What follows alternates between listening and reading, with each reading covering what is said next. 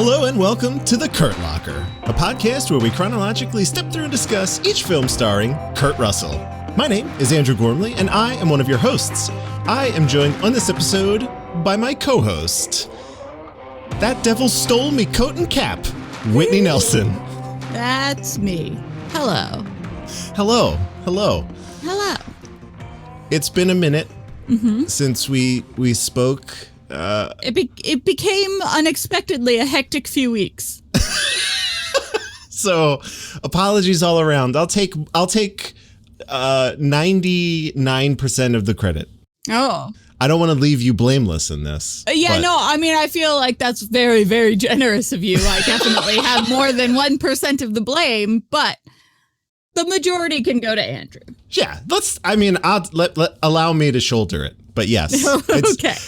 I've been looking forward to chatting, and every time I try to make that happen, I'm like, well, now what the fuck? So, but it's nice. All of my projects are done. All of my clients are very happy. It's been a hectic couple of at least a week. It feels longer, but time has no meaning anymore. So it's who really knows how long ago it was. It could be yesterday. It could be 10 years ago. I don't really know anymore. Exactly. I get that. There's a weird. It's like Interstellar, we went down to the planet for just 5 minutes and everyone aged up 10 years or 20 years. It's crazy. So it's good to be back, though, and talking movies for sure. So I want to get back in the swing of things. I'll start off with our contact info and all that good stuff, and then we'll get into this proper. I have a lot to say about this movie. I assume you may also. I think you have a lot to say about this movie. I don't actually have much to say. Okay. I have some stuff to say, but I don't think I have as much as you do. Okay, good. All right, perfect. So let's start. As always, I want to mention you can find the website and our podcast at 12and24.com. That's the numerals 1, 2, and 24.com. You can email us, kurtlockerpod@gmail.com, or hit us up on Twitter at kurtlockerpod, whatever your preference is there for communication. Love to hear from you. Please do that. You can also join us on Discord and chat in real time. That's 12and24.com/Discord. I would put the actual Discord link, but it's such a long pain in the ass to remember, and it's just a string of characters, so don't worry about it. Just go there, join, chat in real time. We're having a good time in there. I like it. It's a lot of fun. And then finally, if you want to support us, just a moment of your time, totally free, other than, obviously time is money, but you know how that goes. You can just share the show with your friends, rate and review us on iTunes, all that good stuff. Bring more people into the fray. I just have a feeling, as always, that in about 10 episodes, this thing's going to take off in a big way. And that's not unlike what happened with Keanu either. So, but share it now. Yeah, we are so close to it, really. Yeah. Really hitting the bricks running, but we're still warming up. I have a lot of people asking almost on a weekly basis. It happened all the time with Keanu. It's like, how's the Keanu movie rewatch going? And it was always like, pretty good. We were around, flying. We were pretty good, in that period of time. Same here with Kurt. How's that going? What are you watching? Guns in the Heather. It's like, I never heard of that. It's like, yeah, I know. That's because it's had 12 names and only aired on Disney's Carousel of Color or whatever. Correct. Right. So I was like, check back with me in 8 weeks, and I guarantee I will have watched a film that you've heard of. I guarantee it. At least one, maybe two. We're so tantalizingly close. Oh, it feels like a long way to go, but I'm pot committed to just getting through it and making it happen, because I see the potential. I think we see the potential here. It's crazy. I've been astounded, honestly. Yes. Continually, I've been astounded by Kurt Russell's performance in all the things that we've seen. Yeah, that's the through line thus far for me. So, if you don't mind, Whitney, I can do the synopsis. Do you want to do the synopsis and change it up? Go for it. Okay. Particularly astute listeners might be like, hey, wait a minute. It looks like you skipped one. The Horse in the Gray Flannel Suit, which is what I said we would be talking about on our last episode. It turns out that is a very, very difficult movie to find unless you like want to straight up buy it. And on DVD, and the reviews of the DVDs I found sounded like they were just like burned VHS copies that someone was like mass producing in their basement. Mm-hmm. I was not super sold on the idea of buying this on DVD. So we skipped it. However, you know, I felt bad about that at first, but then I read a line from the Wikipedia page for the Horse in the Gray Flannel Suit, and I'm quoting it right here. It says, this is on the Wikipedia page, which is supposed to just be facts. The film, which was paired with Winnie the Pooh and the Blustery Day in its original theatrical release, received mostly negative reviews due to the predictable script. It failed at the box office. I'm honestly surprised Wikipedia let that go without any citation. That sentence right there, it failed at the box office, is just so, what a sting. So here's what I'll say, Whitney, and you know, you let me know what your thoughts are. If for some reason one of our current listeners is like, you gotta review it, then maybe we'll swing back around to it. Maybe I'll drop the $10 or the $15, whatever it was for the DVD, and we could do it at some point before the end of this season. Mm-hmm. But if not, I'm okay. Like, I'm okay skipping a movie that was paired with Winnie the Pooh. We've watched, 75% of these on YouTube because they're so hard to find elsewhere. Yeah. I don't really feel like both of us plopping down $10 for this movie unless there is a demand for it. If there is a demand for it, if you really want us to watch and review The Horse in the Gray Flannel Suit, I am happy to. But if no one's interested, we don't need to go that far out of our way to see it. Yeah. I think maybe we skipped one. I think maybe we actually only skipped one or two Keanu films as well. And just by virtue of they're impossible to have of watched, really. So I'll be honest, the title had me intrigued, but I don't know if my expectations for the title would have matched up with the script. I don't think they would have. With that out of the way, we're talking about a film today called Guns in the Heather. And as Whitney alluded just moments ago, this has gone by many, many names. The one that we had to search for to actually be able to watch this thing was actually called The Secret of Boyne Castle, which is in its entirety on YouTube right now. So again, you could just search The Secret of Boyne Castle and watch this movie if you were so inclined. The plot synopsis from Rotten Tomatoes is: spies chase a U.S. exchange student and his buddy across Ireland to learn the secret of Boyne Castle. Wow. True. This movie was written by Herman Groves, adapted from a novel by Lockhart Ammerman, and directed by Robert Butler, who has directed quite a bit of things. But again, as I said before, this is an old Hollywood guy. Now, he worked, as far as I could tell, far longer than many of those guys, well into the mid to late 90s, but still very much like an old Hollywood guy. Co-starring alongside Kurt, I mean, there are a lot of people in this movie, but for the most part, it is Glenn Corbett, Alfred Burke, Patrick Dawson, Hugh McDermott, and Patrick Westwood. Whitney, what do the critics and audiences have to say about whatever you want to call this movie? Well, as far as Rotten Tomatoes is concerned, this movie does not exist. Right. We have no critic score. We have no audience score on Rotten Tomatoes. So we had to, yet again, go to IMDb, where the boomers live, for movie reviews. I love it. And IMDb audience gave it 6.4 out of 10. Okay. That feels pretty harsh for IMDb, right? Like, I guess so. I mean, I don't know of I don't really know. Yeah. We so rarely have to default to IMDb that I don't really know how their scores run on average, but I have to check. I'll check into that. But yeah. All right. That's good. So IMDb user Benson Mum 2 gave it 4 out of 10 stars and said, "The Secret of Boyne Castle isn't horrible, but it's not very good either. I have several problems with the movie, beginning with the horribly misleading title. Being a Disney production with the name like The Secret of Boyne Castle, I was expecting more. The secret ends up being a real letdown." Oh boy, does it ever. Good Lord. Mm-hmm. It's a piece of paper. That's that's the secret. Mm-hmm. Fuck. All right.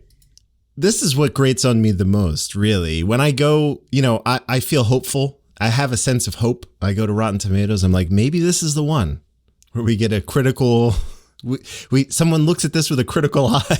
And again, no, nothing.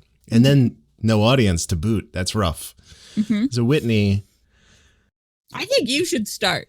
Okay, I can. Go for it. I have a lot. Here. Talk about if this movie worked for you.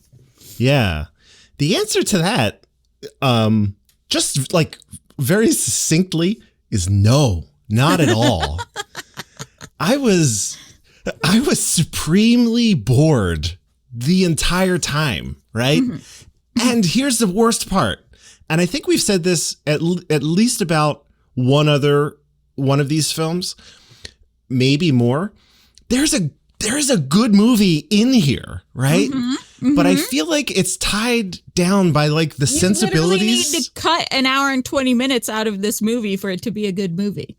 Right. Well, yeah, there is that, right? But it's so tied to the sensibilities of the time and like what was, I think what was like technically possible, but then also meeting the audience where they were in terms of like, this was 69, I think this one was. Yeah, 69. So there, stuff like, all right, I'll take a step back.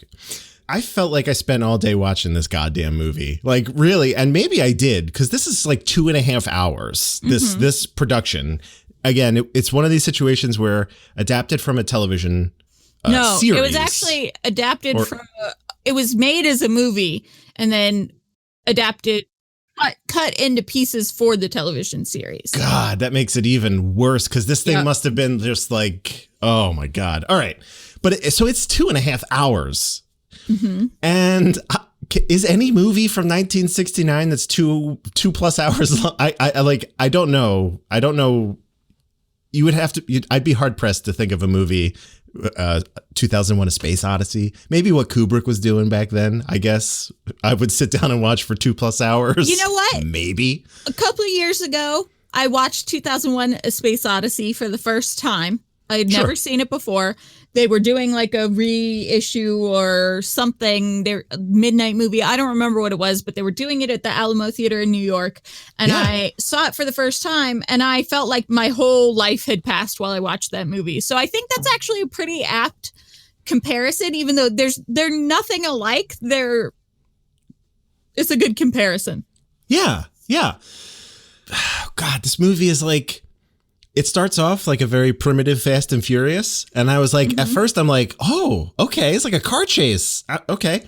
Mm-hmm. And then the music starts up and I'm like, I'm getting James Bond vibes. Yeah, right? No, it's very spy-like with the guy who's clearly in some sort of distress because he's sweating and having a hard time keeping the car straight and someone's chasing him.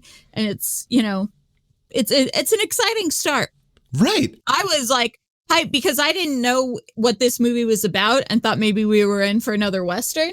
Exactly. And so when it started out, I was like, oh, hell yeah, spies. And then as this movie went on, it was like the most frustrating game of cat and mouse I have ever witnessed, right? Where like everything that happens is essentially, here is a setup. These bad guys find them. How do they escape? And then they do escape. And then the bad guys are actually surprisingly competent. So, then they're like, oh, well, they probably went this way, or they were on this truck, or they were hiding back here. And it's just like hide, sneak, get away, hide, sneak, get away. And that's all this was. And so much of this quote unquote action happens in real time. Oh my God, it's like... So like when they're ducking down behind a fence as somebody's looking for them driving by on the road, we see all of that play out in real time. Yeah, you have to wait for the car to drive the fuck by. Trying to escape from the bloodhounds, they are doing that in real time. So obviously this takes place over more than 2 hours of real world time, but the action that you see takes place more or less in real world time, which means that you are like escaping is only exciting when there's an adrenaline element to it. We aren't feeling the adrenaline because we're not the characters. Yes. Oh my God. When you are like showing them negotiating with a gas station owner to rent his car, it's just like, it's just not interesting. The whole bus ride, they get on a bus and then someone gets on a bus that's like the spy's following them and they realize it's a spy following them that gets on the bus. And then it's literally like 10 minutes of how do we get this guy off the bus without him killing us? That is basically my entire problem with this movie, right? Mm-hmm. Is that it's only too long because they didn't edit enough, right? Mm-hmm. Like, and again, even if they cut these scenes down, every single scene you can trim a minimum of 4 up to 10 seconds off of easily. I don't need to watch a car come through a gate, pull up a road and directly into a garage. Like I got it, right? So they were like, this is a spy film, right? I guess maybe that was like that was the thing, right? Like maybe for whatever reason, this was riding on the coattails of a James Bond film that was released around the same time. I don't know what the logic there was, but all I could think of, the only movie I could think about the entire time I was watching this was, or like a parallels, how cool this would be if they positioned it like the National Treasure films. Mm-hmm. Now, whether you like or dislike those movies, I personally find the first one to be wildly entertaining. I love watching Nick Cage it up, right? It made all the movie it made for a reason. Yes, of course, right? It is an entertaining escapist film. Yes. I think it's fun and, diverting and all the things you want an action movie to be. It is by no means good cinema. No, not at all. It is fun movies. Yeah, it keeps you entertained. It is like the Da Vinci Code. It is what Dan Brown is to like books. It is very much that, right? And also very much a game of cat and mouse, but it's done over a longer period, or a shorter film, but like more set pieces. And then in between those set pieces, we're given information that feels important to move the story forward. Whereas this, it was just a chase and then an escape and a chase and an escape. And I don't know why I care about anything. That was what I was like, why do I care? I hope that they get caught at some point. Right. Mm-hmm. Yeah. The most exciting part was the beginning when the bad guys catch them and interrogate them. And you're like, oh no, what's going to happen? So. Right. There was that escape.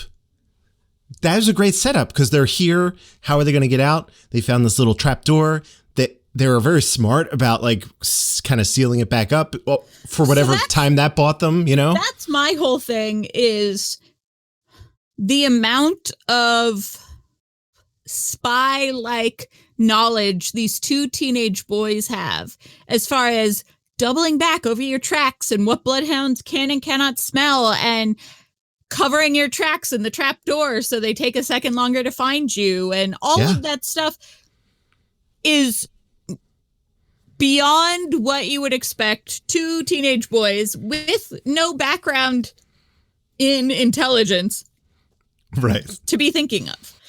Every step of the way with the flying the plane at the end.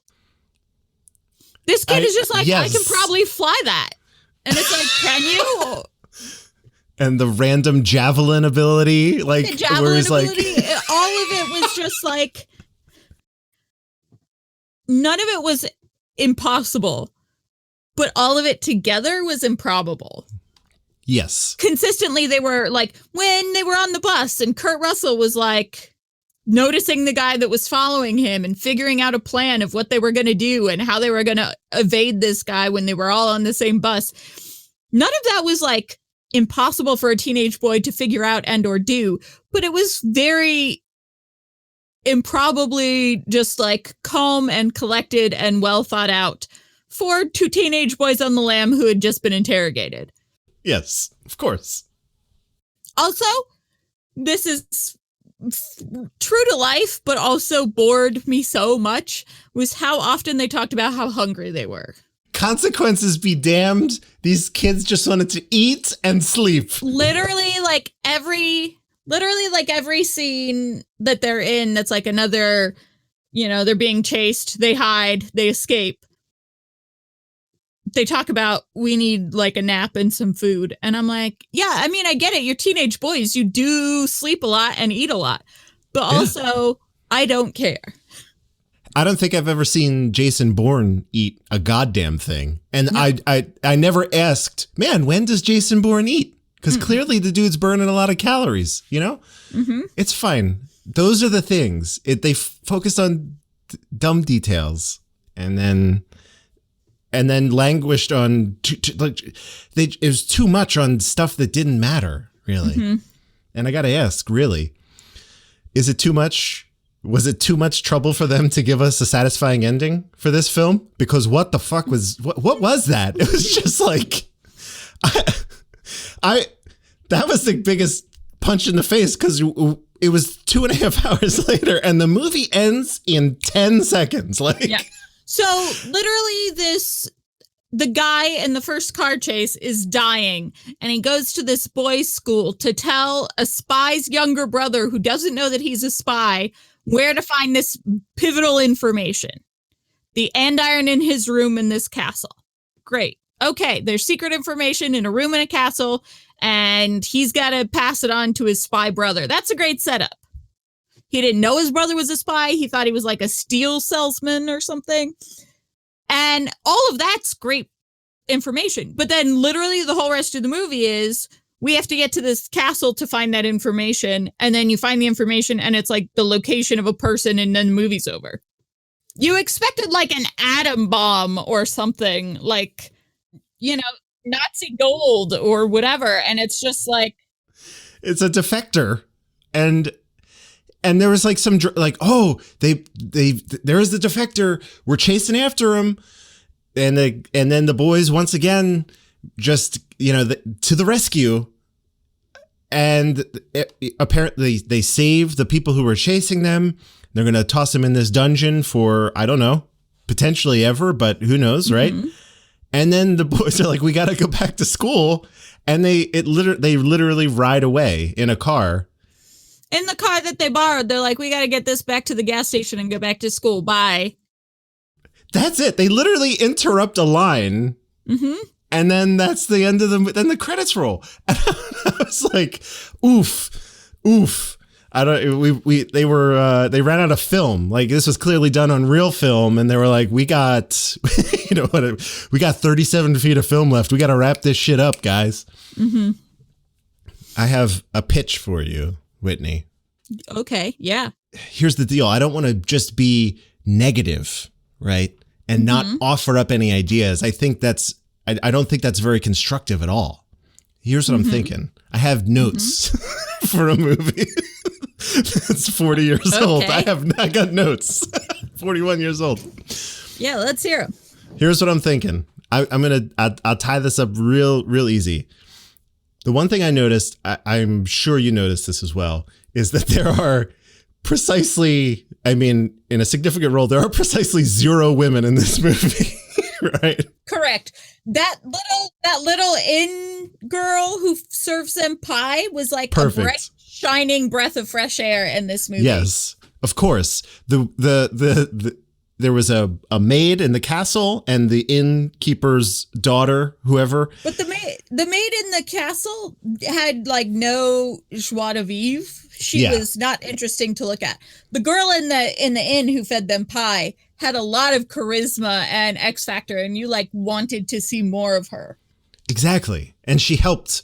She had a small but pivotal role in delaying the enemies, right? Yes. Here's what I was thinking, because when I'm watching shit like this and it takes as long as it does, my mind just begins to wander into into what could possibly be.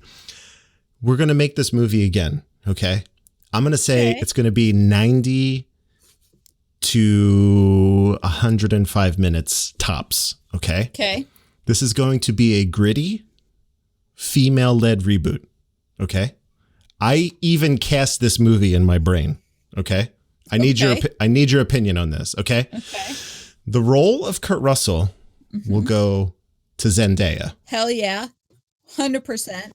Hundo P. Her friend. This is going to be her friend. So the guy, his buddy, his best friend / love interest. They had a lot of chemistry. Yes, / love interest. I'm going to keep it.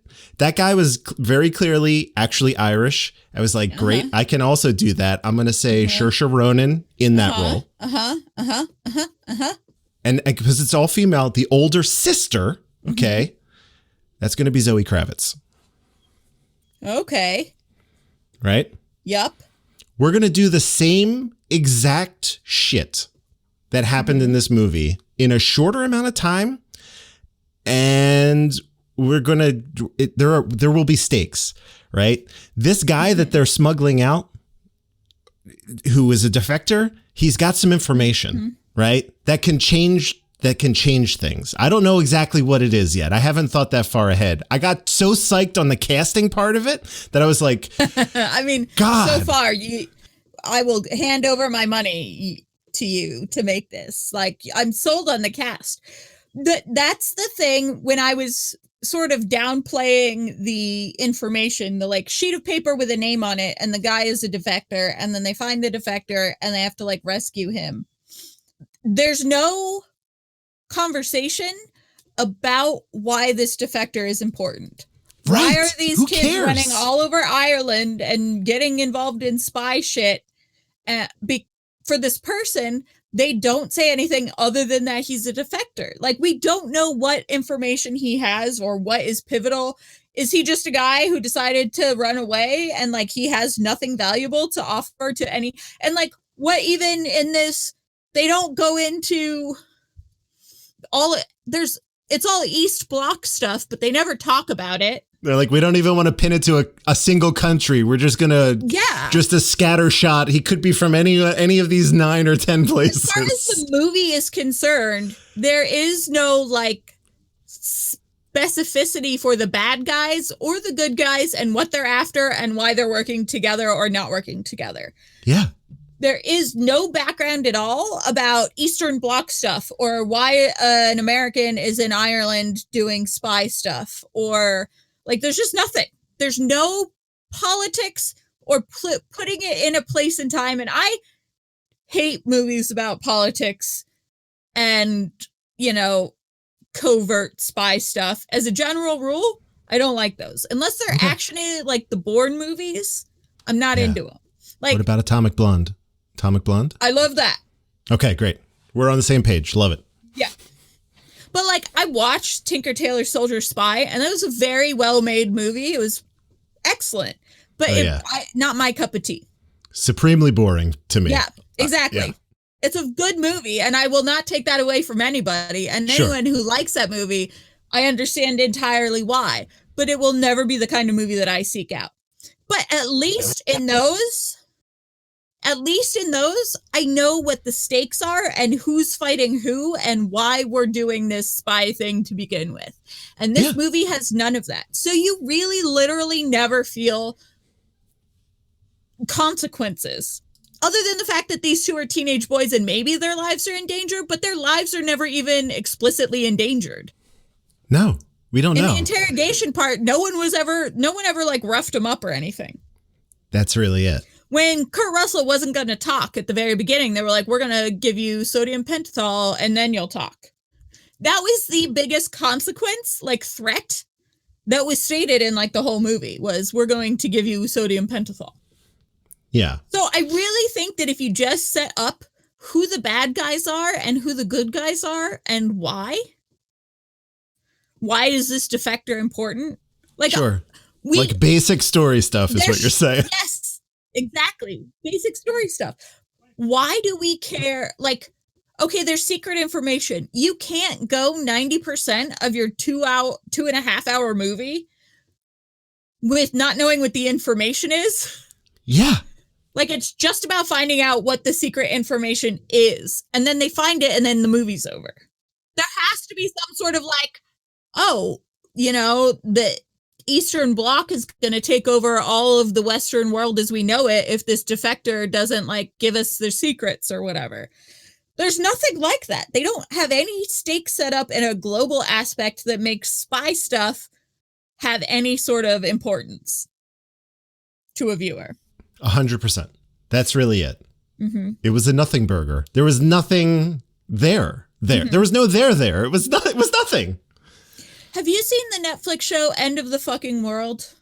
No, but I've heard it's delightful. It is delightful. It's quite good. And it's based on a graphic novel, but it's two teenagers who are in a like very grown up world out of their depth and trying to figure out how to handle everything.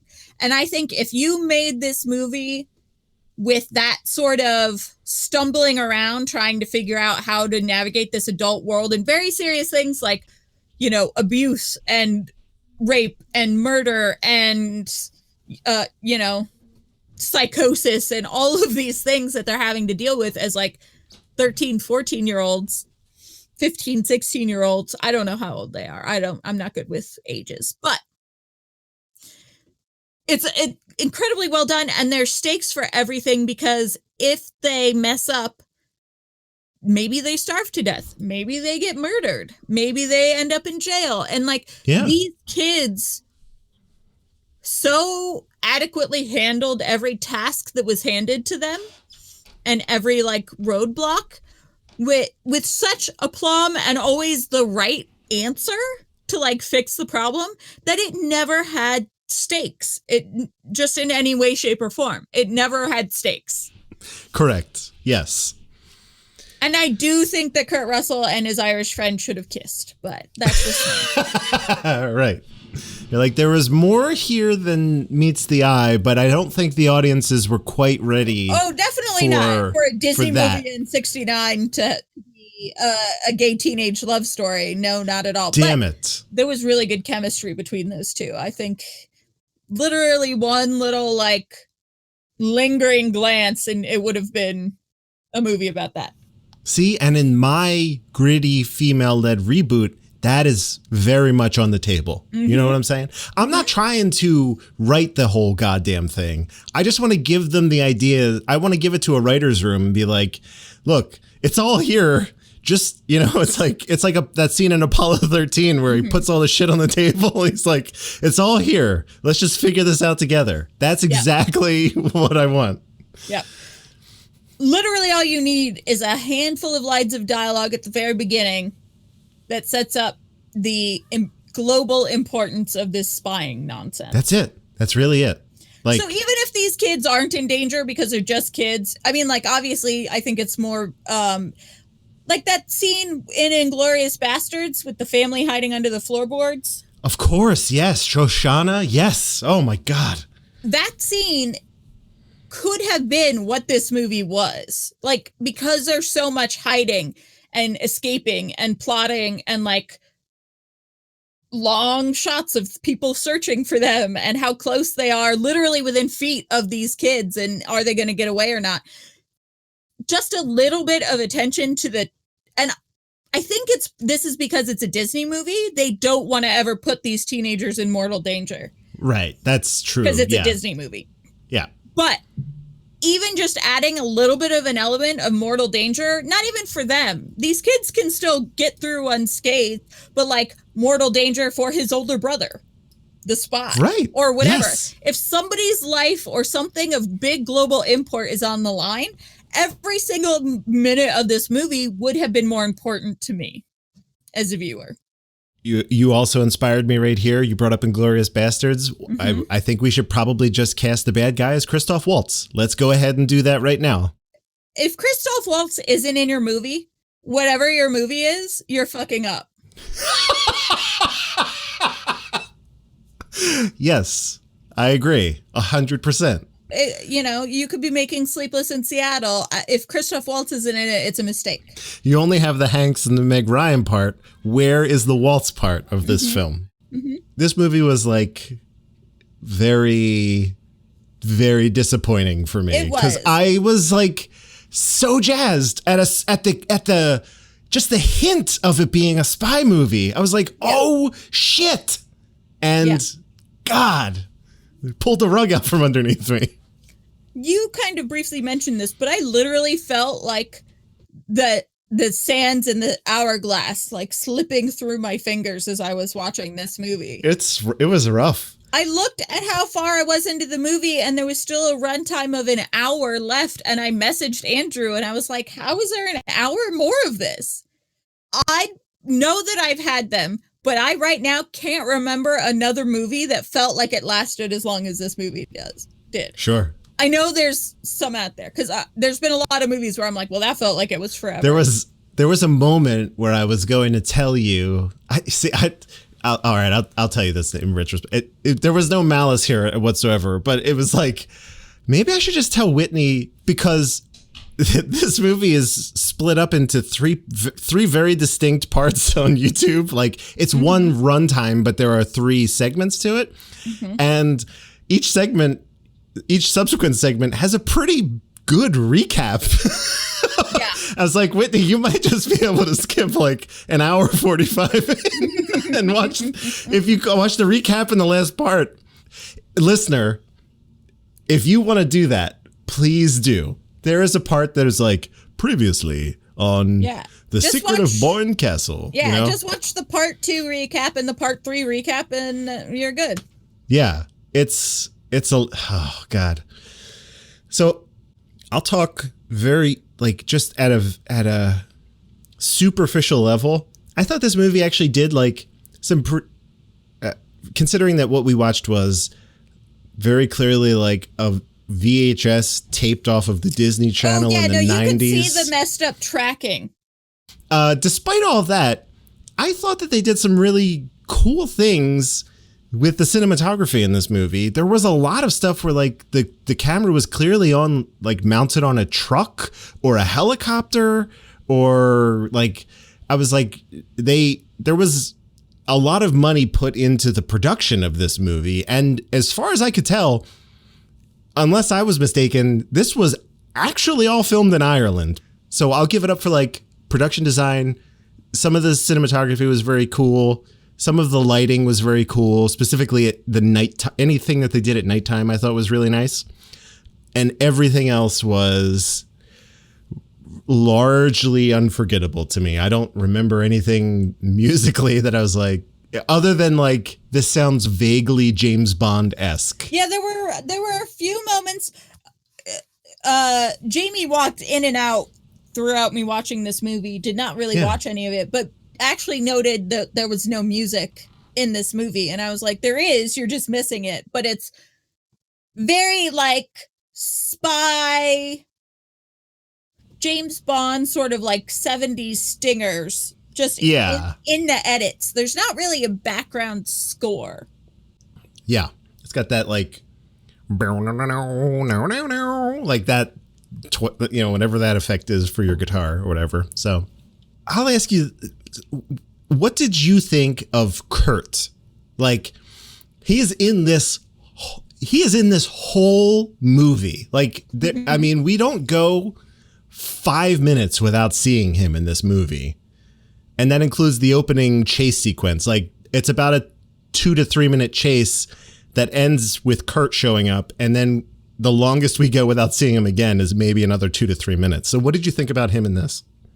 I don't think that he drove the movie like I feel like he's done in the previous movies. Every time that Kurt Russell was not on screen in previous movies, I was like, there's no point in watching this anymore. He was the X factor that engaged you with the movie in every other one. I don't necessarily think he didn't have that in this movie, but I also don't think that it was really showcased in this movie because there were no stakes, because there was nothing keeping me engaged. I didn't I didn't feel like they were in danger if they didn't get away. Yeah. I think they set that up pretty early with the interrogation. And the fact that no one hit them, no one threatened them, no one even really pulled a gun out. They were just grabbed these two teenagers and then they got away. And the only threat that they even said verbally was, we're going to put truth serum in you. So I feel like if there had been a little bit more urgency, it would have done better for Kurt. I don't think he was bad in this. And I certainly think he was dreamy in this. Boy, oh boy, is that teenage Whitney's cup of tea. I talked about this before, and it's still a thing. I don't know why he didn't have more of a reputation as like a teen idol dreamboat. I see it. I mean, I think I saw it in the last. So it wasn't. I don't think you were speaking about the one and only genuine original family band. The one before that one. Yeah. I certainly saw it this time, especially in the beginning. Well, he's filled out more. He's like gone through puberty, and he's got like a longer neck and a broader chest, and is dreamy. Yeah, including your last statement. I agree with everything. You know, it was like the relationship between the two of them, him and his buddy. I was like, okay, this is fine. Like, I really would have liked. I really would have liked to have had a little bit more to go off of, whether that was like seeing them just in a moment or two before they get into these shenanigans, or like this is the thing, right? Like, we get this random javelin ability, you know, at the 90% mark of the movie. We get this random glider ability at the 95% mark of the movie. Like, there was just no mention of this shit until it was necessary. So that's all I really wanted. I thought Kurt was great. There was a lot of, it was like very clear to me, like a lot of this was very physical. Like when they're escaping and jumping and climbing and doing this shit, it's all him, with the exception of probably jumping off of the train. But, I thought he was fine. But again, it wasn't like he didn't have a lot to work with here. I don't know how many pages of script there were, but it wasn't 2.5 hours. Not 2.5 hours worth, that's for sure. There's huge swaths of this movie with like no dialogue. Yeah, it's just barking dogs and yeah, no, like the amount of time that we spent on the three of them in the back of that like hay truck being pulled by the horse. I was like aghast. What is happening? What is happening? Is really what I was just asking myself. So much time on their faces hiding in the hay in that hay truck, and I was like, this is shocking. Shocking behavior. I guess that however this was doled out on television or whatever, maybe it was, I don't know, maybe it was worthwhile as a watch, like live, when you couldn't like DVR it or whatever. You're like, this looks like a great romp. I think that we have a very different, movies were not really being shown on TV at this point, the way that like they are now. And you watched, 37 minutes of the movie, and then you had to wait a week, a month. Yeah. I don't even know how long it was with the World of Color stuff with Disney. I don't know if that was like an every night, same time, same channel kind of a thing.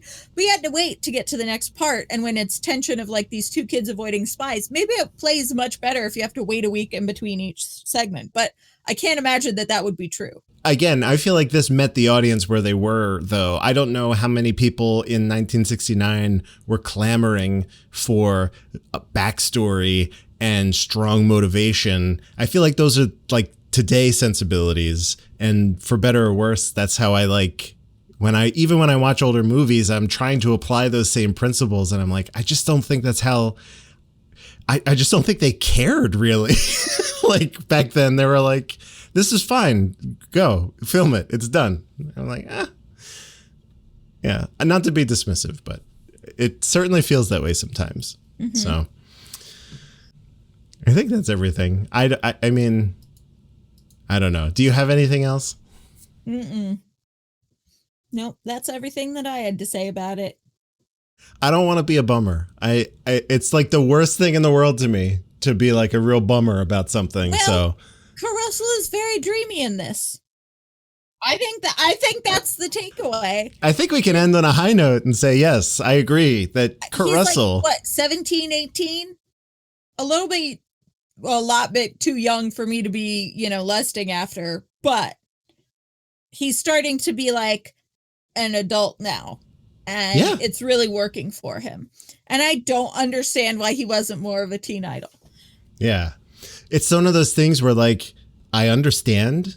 And then there's part of me is like, man, I hate this guy. Like I want to hate him, but I'm like, I actually can't. It's the same thing. And it is not a comparison between the two, but I find this when I watch Chris Hemsworth, there is a part of me that is like, man, fuck this guy. Cause how can he be that funny and that good looking? I'm like, you usually get to pick one, my friend. What the fuck? So that's all.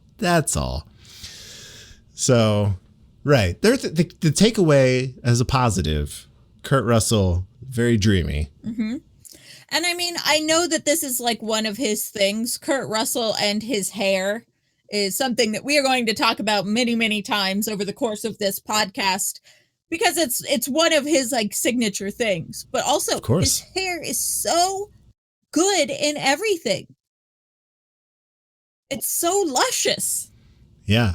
Even when it's all messed up, like in the chase sequences here, you're like, damn. Even when it's just in like a, boys' school regular ass haircut, it's still like dreamy and luscious. And it's amazing. And it makes me understand now why he had so much weird hair in his career, because it still looks dreamy and luscious no matter what you're doing with it. So you can get weird with it.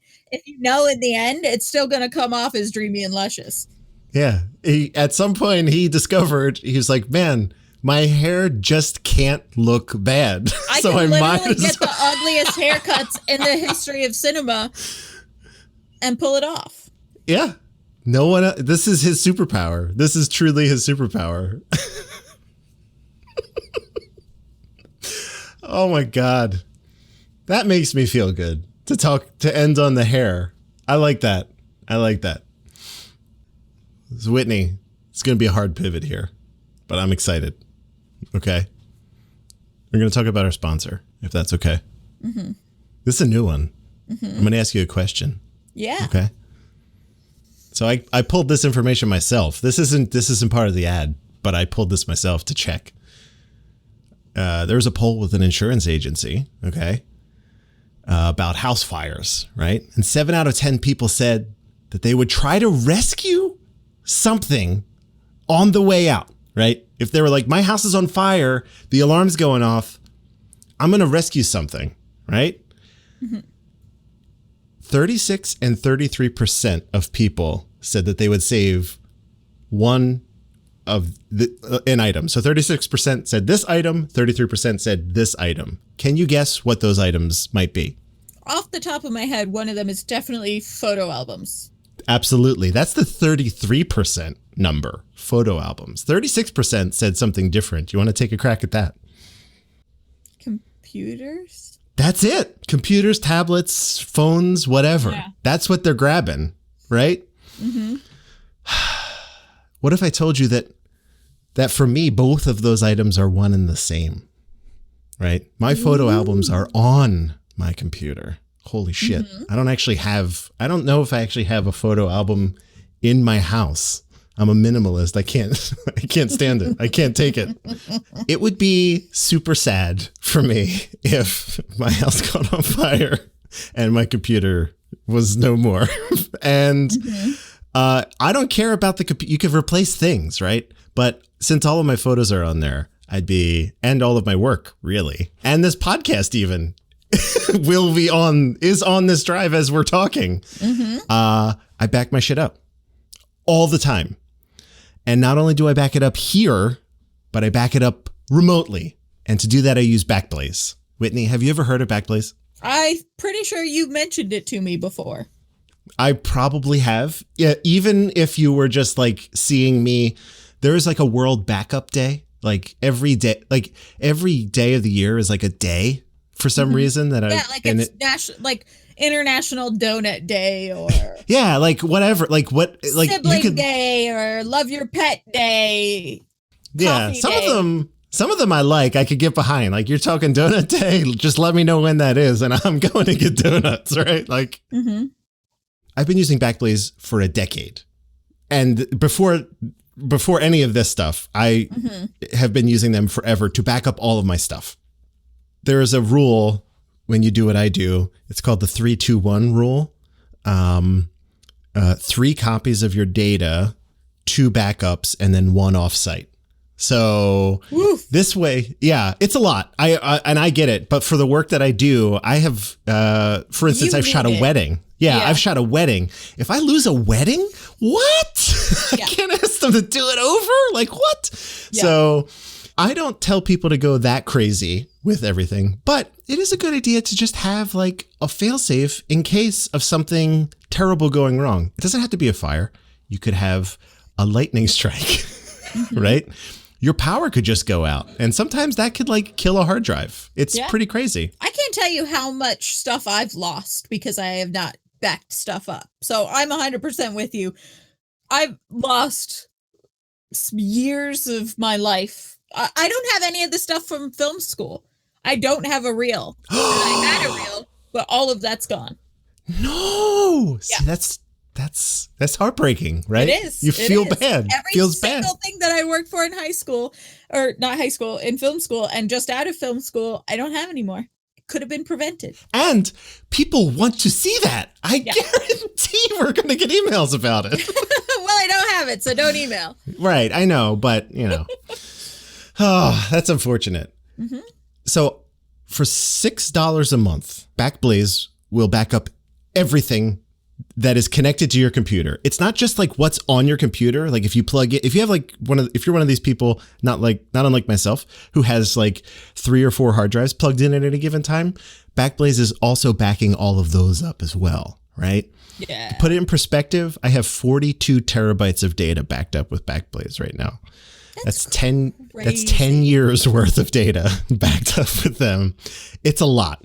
Probably most people will never have that much data to worry about. I hope you don't for your sake. But if you do, know that Backblaze will be able to take care of that. They're not bullshitting with that unlimited thing.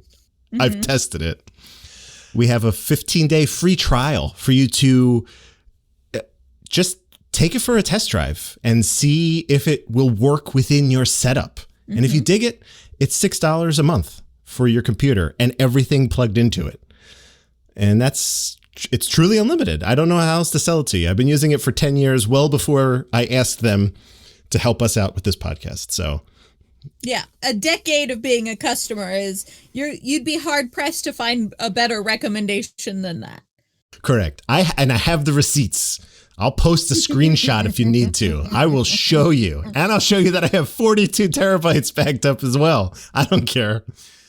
It's 12and24.com/Backblaze. I realize up until this point I had not said that, but we try to make it easy. So if anyone's ever sponsoring the show, it's probably going to be 12and24/name of business. Yeah. Just for my own goddamn sanity. Backblaze. I can't recommend it more other than to say a decade with them, and probably another several decades. It's real. That's what I got. So there you go. Nice. Back up yo shit. Backblaze, that one's free. You can have that one if you want. You know. Just put a little soundbite and put it everywhere. Put it on your YouTube, you can use it on your Instagram reels, whatever you're into. That'll be great. Whitney, I have precisely 1 paragraph of plot on Wikipedia for Guns in the Heather, as it's called on Wikipedia, that I will read really, really quickly here. And then we'll just get to the fun part, I think. This is fully... I read through this generally what happens, I think, Whitney, I don't want to speak out of turn for you. I generally don't read these beforehand. I just see that Correct. I do the same thing. Because if there's nothing there, then we have to actively seek out and or like rewatch the movie to get the major plot points or whatever to share with you guys. So it's always let me double check and make sure that it exists. And then I don't actually look at it from there. So this is going to be new to both of us. I have a feeling that this is not going to be a very good synopsis. Just like in my gut, but again, not very much of substance happens in this movie. It's like 8 chase sequences and it's over. So Here we go. Rich Evans, played by Kurt Russell, an American exchange student at the Leinster School in Ireland, is interrupted when a bleeding man drives up to the school and gives Rich a message for his brother Tom before dying, which is a great opener. It's a great opener. It's such a good opener for a spy movie. I was ready. I was in. And then I just slowly deflated like a balloon for the next 2 hours. It's unfortunate. It's sad. No one wants to see it. Rich and his friend Sean are taken from school by a man who claims to be from the American Embassy, but who turns out to be an Eastern Bloc agent. Okay? Rich and Sean make a daring escape from these men and eventually reach Tom, who is an American Tom is his older brother, who is an American intelligence agent and not the Irish sales rep for an American steel company as Rich thought. Bombshell. Holy shit. He really takes it in stride, though. Kurt Russell is not at all fazed by all of these people saying your brother's a spy. He's like, no, I only know him. Like, all he's ever said to me is that he sells steel. But also he goes with it. He's not like, this is not possible. Why am I messed up in this? Because my brother is not a spy. He's always like, he might be a spy. So the article here, the plot skips over quite a bit. All I'll say is that Tom, he's like, great, you two got to me. You gave me the message I needed from the guy who died. I'm going to put you on a plane to London. All right. Rich and Sean, as Kurt Russell and his friends, get off the flight to London. Because the bad guys have followed them there and they've gotten on the plane.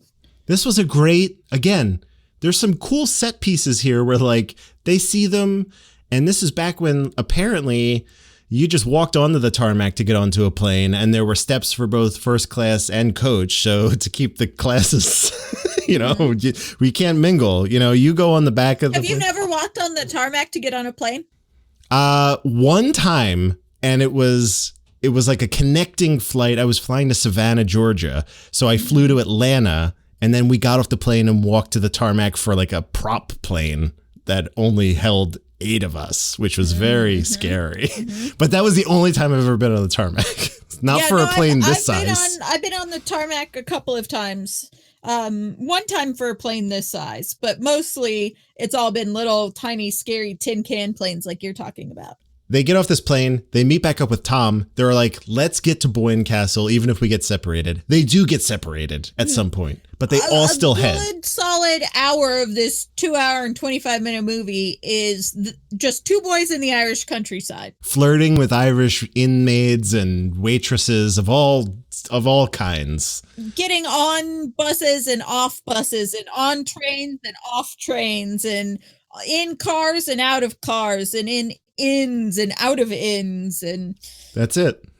And they go into the room of the guy who died in the beginning, right? He said, and room, Boyne Castle, the andiron. Right. So Kurt Russell immediately goes over, twists this little thing off, it's like, oh, someone's watching me, whatever.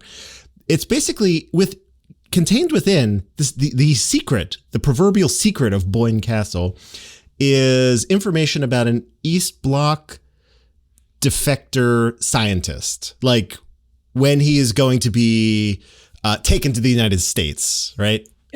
Yeah, it was like transfer custody info of this is when he's going to be handed off. Turns out that the guy who like let them in and pretended to be Lord Boyne was the big bad, which, you know, kind of saw that from a mile away, you know. So Tom and his friend get locked up with the real Lord Boyne in this kind of like they got locked up. Castle. Yeah, they got locked up in the room with the most amount of weaponry, which I thought was the best. There's like spears and axes and all sorts of crazy kill shit in this room. And they're like, let's put them in here. I don't know if you've ever seen the movie Bedknobs and Broomsticks. I feel it sounds like a thing that I've watched. Lansbury is a witch and she like haunts a bunch of armor to help fight the Nazis.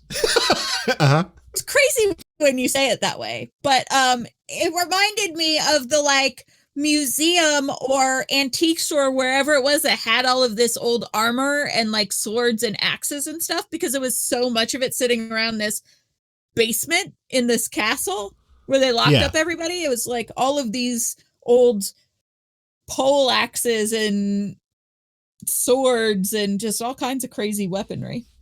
Yeah, it's bananas, which doesn't really get used at all. Yes.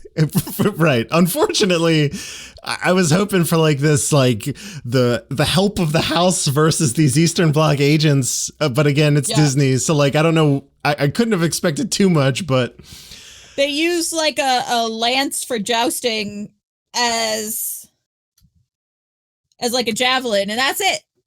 Right. That's it. No one ever picks up a weapon to try and fight back against these guys. I know. There's like axes all over the place, like a full-on battle axe mounted to the wall. It doesn't matter. Essentially, when Rich finds this letter, he's like, oh, I'm going to call the embassy, let them know that like all this is going down. Maybe we get some backup here. Turns out like these Eastern Bloc guys, they just like routed the phone line to this recording device or whatever. Like, so long story short, they all get locked up in Rich and his friend. Like Whitney said, they use a javelin or they use a spear, I guess, as a javelin. It's like a lance. Yeah, it's not what it is meant for. Use to joust one another. Apparently, Rich, Kurt Russell's character, can throw the javelin like a motherfucker. Like this dude, and he's accurate, right? Like he hits this window. The doors in the world or something like that. They kept saying a number, and I was like, this number means nothing to anybody. Right. It's like, is that good? Is that how many degrees? Is that your percentage? Is this like your at bats? I don't understand what you're talking about. This number means nothing to me. But he kept saying it like, hey, I've got 76 and a half. And it's like, oh, cool. Yeah, the Olympics was 4 years. Summer Olympics are 4 years ago. I don't know that information off the top of my head. Is that good? Is that bad? They escape this dungeon, which was supposed to be unescapable, right? Right. Well, there's a window way high up, and it's a very small window, but they get the javelin tied to a rope, and they use it as a grappling hook. And then it was gets out. Clever. Tom gets out. He goes back. He lets everyone out of the dungeon. Mm-hmm. They overtake all the Eastern Bloc, the Eastern Bloc fellas. Half of them leave to go get this scientist who will be arriving shortly, based on information they just had. Mm-hmm. Tom is like, I got to go stop this. He leaves. He's like, Kurt Russell, Kurt Russell's friend, you stay here. I got this. This dude is the worst spy in history because apparently he doesn't have shit ever. He's bad at his job. If not for Kurt Russell, this guy'd be dead 3 times. They walk up to him in a room and say, come with us. And then he's just captured because he just goes with them. James Bond and Jason Bourne are not going to be like, well, you got me, I guess. You're pointing a gun at me. I have to go with you. I saw Jason Bourne kill a guy with a book. Yeah. Tom, the American spy, is captured 3 times in this movie? Easily. Is that right? Yes, he really is. Yes. Kurt Russell is caught 1 time. Just in the beginning, and he learned the lesson. Tom turns his back and is captured again and doesn't do anything to escape. He's like, I guess I'll wait for 17-year-old Kurt Russell to come save me. He never calls in backup either. He's the worst. Who is He's this really rogue agent from America who's in Ireland dealing with Russian bloc defectors who's like, has no partner, no team, no headquarters. He calls no one. He talks to no one. Makes you wonder, actually. Maybe Tom is, I don't know. I don't know about Maybe this guy Tom's anymore. like a double agent and was like failing on purpose so that the good guys didn't get the defector scientist. My stupid little brother keeps interfering. God, what an asshole. I'm trying to bungle my way into Eastern Bloc spy services. Tom goes to intercept this scientist who's arriving, as do many of the Eastern Bloc guys, including the big bad. Apparently, you could spy all of this from the highest tower of Boyne Castle. They use a telescope or something. They're like, look, there he is. Oh, he's being pursued in a boat by the bad guys. There's like 3 boats, right? There's like a little boat and then the big boat with the scientist on it and then another boat with the Eastern Bloc guys. Yeah, like a cool speed boat, right? So the little boat has the defector on it with Tom and another fellow, and they are being pursued actively by the bad guys in a speedboat. So Rich, Kurt Russell, and his buddy, they're like, well, we gotta help. They get in a glider, of all things, like a plane with no engine. Yeah. It's just literally a glider. And they drop cannonballs on the pursuing boat. Fling us off the cliffs of Ireland. I, another random teenager from a boys' school, have knowledge of flight. I'm a pilot. He's like, I have a pilot's license. Yeah. Interesting. And so they fling the glider off the cliffs, and I guess I'm pretty sure you can't fly a glider full of cannonballs because that's like the whole thing that gliders is like light and aerodynamic. But they're like, let's load this baby up to the gills with cannonballs. We'll just drop them. And drop them on the boat. Yeah, that'll stop them. They do. It turns out that that's exactly how gliders work. It takes a try or two, but then they drop a cannonball square into the middle of the speedboat, and then they sink, and apparently none of the Eastern Bloc guys can swim. None of them. They're bad at swimming. So they're rescued by Tom, which is weird. But then they all go back to Boyne Castle. And then they're trying to like wrap up the story, but Kurt Russell's like, we are so late for class. See you later. And they get in their piece of shit car that they rented and they drive out of Boyne Castle and the movie ends. So we don't know what happens to the scientist. We don't know if Tom reports back. We don't know what the scientist knew. We don't know if Tom, like in this movie so far, everyone just said like, you're captured, and then everyone agrees with it. So where Tom has been captured every time up until now, Tom turns around and is like, I pulled you out of the water, you're captured. And they're like, okay, even though they outnumber him. We don't know any of this because the movie just ends with Kurt Russell and his friend running into a car and puttering off. And that is Guns in the Heather. Or if you prefer, The Secret of Boyne Castle, whichever one. That's that. Yeah. I stand by, as always, Whitney. I think there's a good movie in here. And that could just be because it started strong and I was coasting off of the strong start, but I feel it. Maybe they'll revisit it one day. I don't know. Yeah. I got to ask, are you recommending this film? No. Andrew, are you recommending this film? I am going to continue this streak that we have of just simply not recommending anything from Kurt the first 5 years of Kurt's career. Which bums me out. I take no joy in saying no to the recommend. It's true. I want to. We are going to get to like 100% all hits so soon. But it's so close. It's been a real kind of drag on the beginning of this podcast that like not a single one of these do I recommend to people.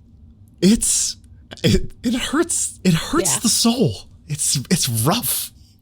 Now, the real question that I want to know is, Andrew, where do you rank this?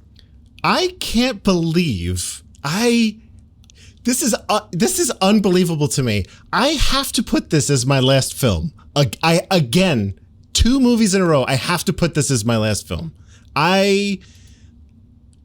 Percentage-wise, this movie. You would rather watch the one and only genuine original family band again before you watch this again? Let me think.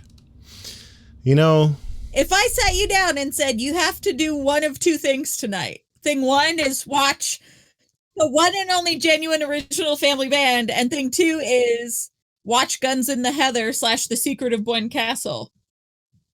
Which one do you pick? Okay. All right. Well, when you put it that way, then this is my number 4 movie. Okay.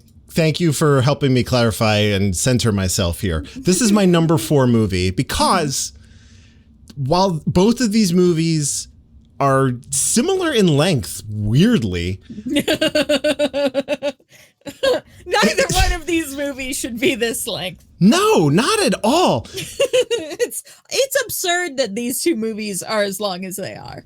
Yeah, so I would say that there were more discrete parts of this movie that I enjoyed, just as like from a genre exercise than anything. Mm-hmm. So I'll put this at number 4 for me, only because of those discrete elements. But again, it's like a very tepid 4. Like it's certainly going to move down the list, right? Like I can't believe it. Yeah, so number 4 for me. How about you? Again, if this movie were an hour shorter, it would be number 1 on my list out of all of them, because I think that overall this style of movie is more up my alley than any of the other things that we've watched so far. Yeah. As it stands, though, with literally feeling the hours of my life tick away minute by minute while I'm watching this, I also have to put it at number 4. We are still 100% in agreement on our lists. Holy mackerel. This is depressing. But like, it's so... I must have been under some weird impression that older movies were just shorter. Like, I don't know where I don't know why my memory is betraying me in such a way, but like, for whatever reason, I just felt like... Also, we are literally watching like lost movies.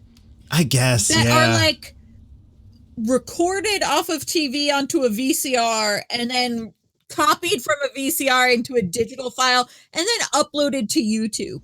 Like, it's not like you're watching, Citizen Kane or something. Sure. These are movies that nobody knows about, and that's for a reason. Yeah. There's a reason nobody has heard of any of these movies. I get it. It's still... The 90-minute movies are always going to be the best movies because the more concisely you can tell a story, the better. Right. Even if it's a bad story, if it's over quick, I'm in. Yeah. Right? Like, I'll sit down and waste 90 minutes. Like, I've actively done that to watch a movie that people are like, "Oh, it's bad." I'd be like, part of me is like, I gotta know how bad is it? Cats in the theaters. You sure did.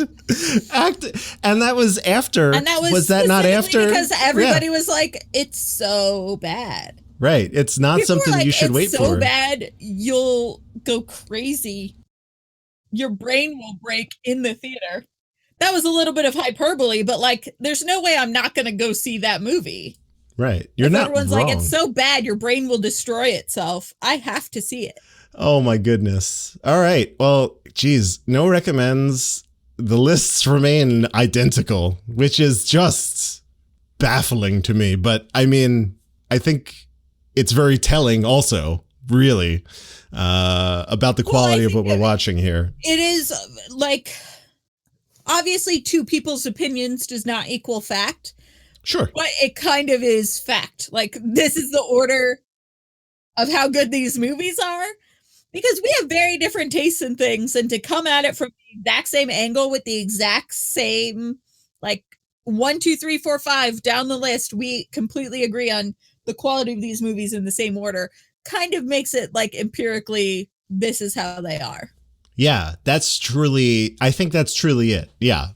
Just based on how we approach the different films and how we have in just knowing each other's tastes and stuff like that. It's pretty remarkable, actually, that so far it's like, yeah, well, this is kind of like canonically, this is how these movies are. Like, it's rough. So there you go. I hope this was fun to listen to, at the very least. We're an hour short of the runtime of the movie, so at the very least, we've saved an hour of your life. Sure. And as I believe in our chat, in our Discord, Catherine had noted that is a very valuable service that we provide to everybody. So thank you, Catherine, for that one. Let's talk next week. Whitney. Oh my God. I hope that our luck changes with this one, as you have hinted that it may. You are going to be walking us through our next film, The Computer Wore Tennis Shoes. This I have not seen in the same kind of amount of time as the one and only genuine original Family Band. So I do feel like my word is slightly less credible now than it was a few weeks ago. Okay. But when people talk about The Computer Wore Tennis Shoes, they also talk about Short Circuit, and they talk about Flight of the Navigator. And that's what I remember this movie being. So it's still very family Disney focused, but it is, I think, going to be the first fun movie of the lot. That's refreshing to hear. Again, I could be wrong, because I said a lot of things about liking the one and only genuine original Family Band, and that was as long as there aren't any like secretly baffling. Racist people in The Computer Wore Tennis Shoes. I can't promise that, because there's a lot of racism in Short Circuit too. Yeah, there was. And I don't remember, is there racism in Flight of the Navigator? Maybe. Probably. So I make no promises about racism. That's good. I would rather that and then be like, well, Whitney didn't say that there wasn't any, so that's fine. Mm-hmm. The Computer Wore Tennis Shoes. I believe we'll have a guest on for that one also. So I'm looking forward to that as well. It was great having Lindsay on the last one. That's always fun. So, and just for the record, everyone, after the snafu with the horse in the gray flannel suit, I personally went through and checked the rest of our list, which looks like this. So we have The Computer Wore Tennis Shoes, The Barefoot Executive, Fool's Parade, Now You See Him, Now You Don't, Charlie and the Angel, and Superdad for the rest of season 1. These are all available in some capacity. Either, Whitney, it's either on Plex, or for the case of The Computer Wore Tennis Shoes, I think is on Disney Plus, actually. And a few of these might be. I think Now You See Him. Might be. Yeah. Now You See Him, Now You Don't, I believe, is also on Disney Plus. So. Yeah. So now we're getting into movies that are not lost movies. Right. They like meet a certain quality standard.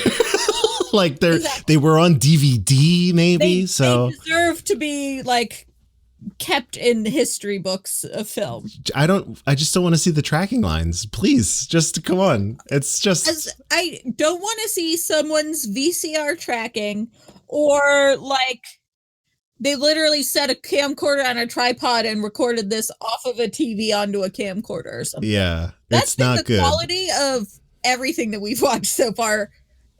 It's all been terrible because it's all been dupes and dubs.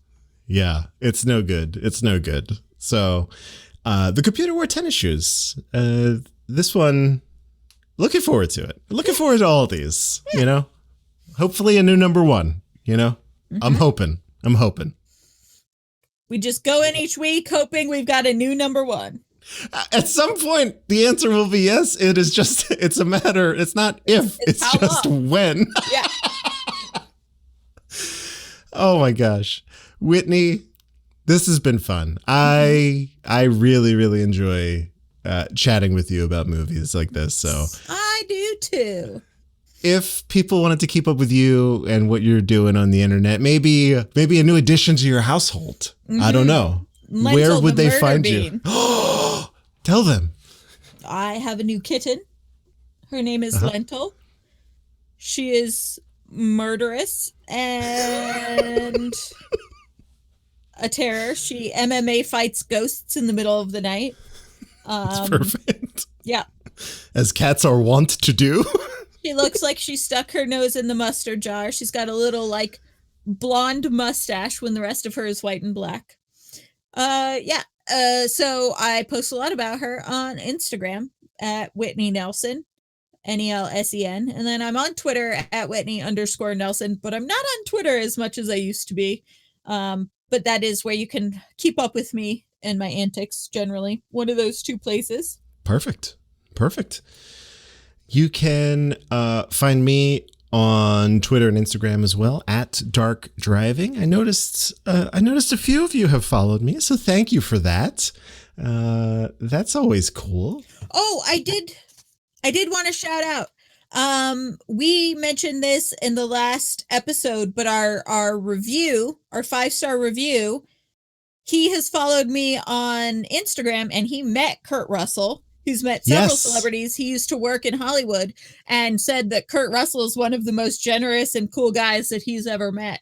So just as a like in the realm of Keanu Reeves and Kurt Russell and these people that we're doing, it's nice to have sort of fans of this show, part of the audience, having that discussion and having met him and reassuring that he is genuinely a cool guy.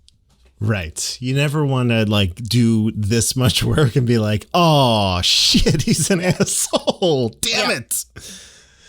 So, that's cool. I think is that Steve? I want to say Steve. I think it's Steve. Yeah. So thank you. It's always cool. And we get to glimpse into your lives like Whitney and I have as well. So that's kind of a cool thing. So, at Dark Driving, Twitter, Instagram, do all that stuff. So I am vamping so I can press this button. Oh, didn't work. There it is. Thank you all for joining us. And in the immortal words of Jack Burton, sit tight, hold the fort, and keep the home fires burning.